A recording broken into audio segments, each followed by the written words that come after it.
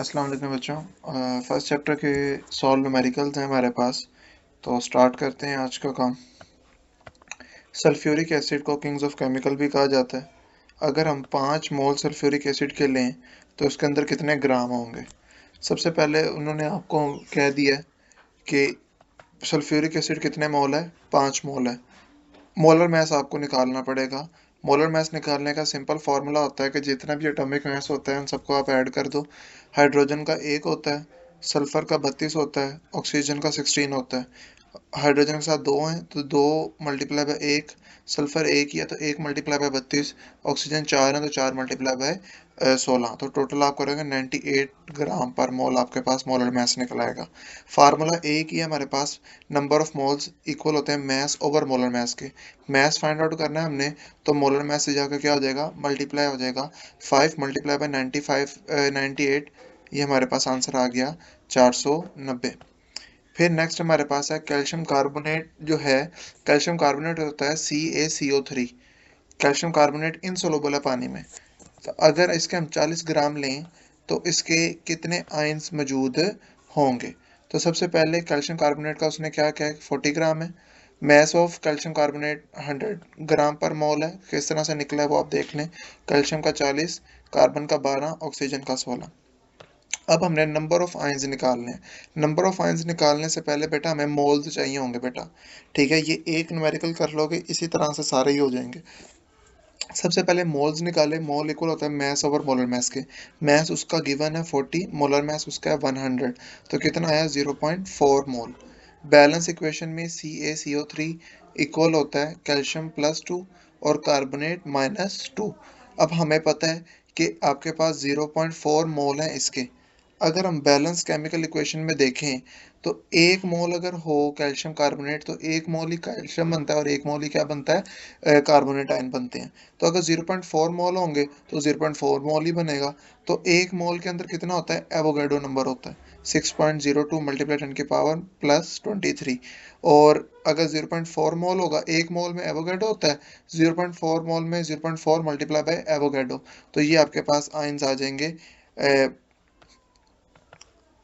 2.408 multiply 10 की power 23। इसमें आपने सिर्फ 0.4 को क्या करवाना है, मल्टीप्लाई करवाना है।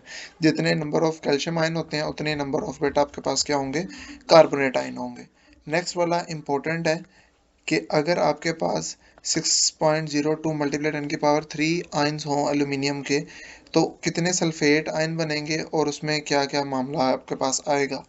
ठीक है, एल्यूमिनियम सल्फेट का नंबर ऑफ एल्यूमिनियम आयंस उन्होंने कह दिया है 1Na।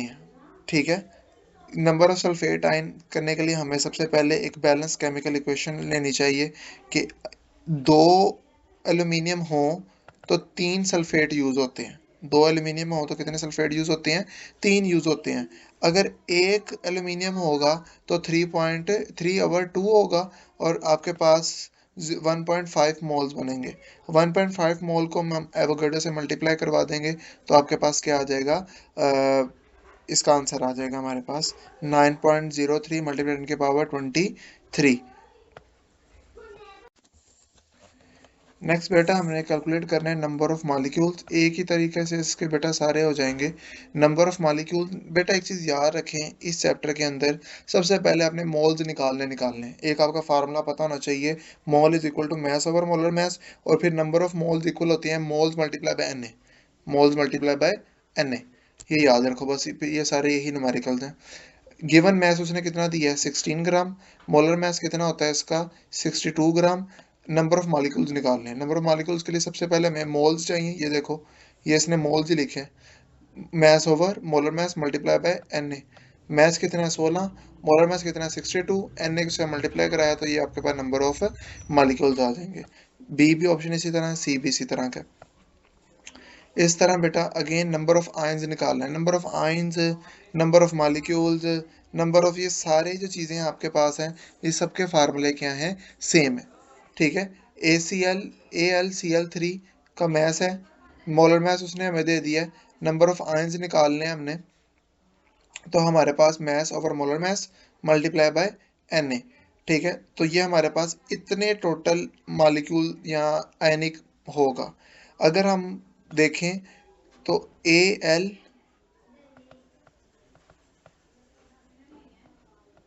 Cl3 जो है, जब ये आयोनाइज होता है तो इसमें एल्यूमिनियम +3 बनता है और 3 क्लोराइड आयन बनते हैं। ठीक है, तो 4 टोटल हो गए ना, तो 4 आयन इसमें टोटल बनते हैं। तो जो आपके पास आंसर आएगा उसको 4 से आप क्या करवा दोगे, मल्टीप्लाई करा दोगे। BaCl2 में 3 आयन बनते हैं, तो जो आंसर आएगा आप उसको 3 से क्या करवा दोगे, मल्टीप्लाई करवा दोगे।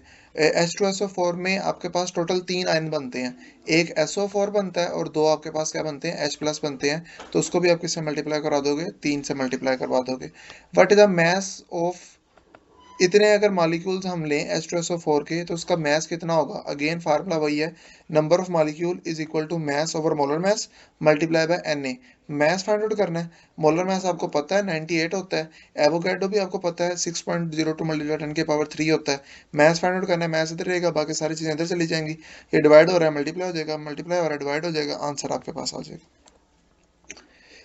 ये भी इंपॉर्टेंट है, how many atoms are required to prepare 60 gram of nitric acid. अब सबसे पहले हमने गिवन डाटा में मैस दे दिया, 60 ग्राम मैस है, मोलर मैस भी दे दिया उसने। Total number of atoms find out करने से पहले मुझे मॉलिक्यूल्स के फाइंड आउट करने पड़ेंगे। मॉलिक्यूल ये formula same, mass over molar mass multiply by Na। ठीक है, एक एंड पे आपके पास एक मॉलिक्यूल्स आ गए। अब देखो बेटा HNO3 में एटम्स कितने हैं, एक H है, एक Na है और 3 ऑक्सीजन है, तो टोटल 5 हो गए एटम्स। तो 5 मल्टीप्लाई करवा देंगे हम ओरिजिनल आंसर के साथ, तो ये भी आपके पास क्या हो जाएगा, कंप्लीट हो जाएगा। How many ions of Na and Cl will be present and 30 gram of NaCl। 30 ग्राम अगर हम NaCl लेते हैं तो उसके अंदर कितने ये सारी चीज़ें होंगी बेटा, तो 30 ग्राम NaCl आ गया, मोलर मास 58.5 आ गया। सबसे पहले हम इसके वो निकाल लेंगे, number of formula unit, number of formula unit जिसको नंबर ऑफ मॉलिक्यूल्स भी आप कह सकते हो। ठीक है, लेकिन आयनिक कंपाउंड के लिए फार्मूला यूनिट ही हम यूज़ करते हैं। तो इतने फार्मूला यूनिट्स होंगे। अब 2 आइंदा है इसके अंदर, 1 और 2, और आंसर को आप किससे मल्टीप्लाई करा दोगे, 2 के साथ आंसर मल्टीप्लाई करवा दोगे, तो आपके पास क्या आ जाएगा, टोटल आंसर आ जाएगा। ये number of molecule same, mass over molar mass multiply by Na, ये भी आपके पास इसी तरीके से है। How many grams of magnesium will have same number of atoms as 6 gram of carbon have। Carbon given mass carbon का इतना है, एटॉमिक मास बेटा आपके पास इतना है, mass over molar mass number of moles आ गया। नंबर ऑफ मोल्स को जब आप मल्टीप्लाई कराओगे Na के साथ, तो वो आपके पास क्या आ जाएंगे, नंबर ऑफ एटम्स आ जाएंगे। ठीक है,